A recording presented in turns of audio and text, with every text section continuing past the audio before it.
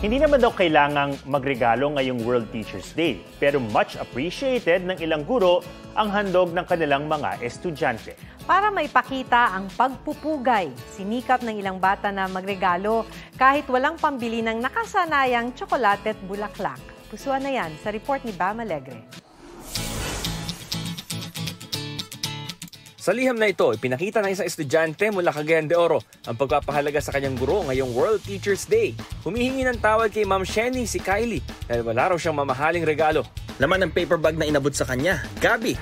Pagmamalaki ng estudyante, mismong papa niya ang kumuha nito para may mabigay sa guro. Pero ito raw ang most thoughtful gift na natanggap ni Teacher Shenny. Naantig din ang puso ni Teacher Luisa mula Pangasinan dahil sa isang talbos ng saluyot na buo ang araw ni Ma'am. Galing daw ito sa kanyang grade 5 student na si Jeric. Wala rin daw may bibigay na tsokolate o bulaklak ang bata kaya nahihiya niyang iabot ang regalong saluyot sa guro. Pero ani Ma'am Luisa, hindi kailangan magregalo, bagamat sweetest gift daw ito na agad niyang ipinaluto. Bam Alegre nagbabalita para sa GMA Integrated News.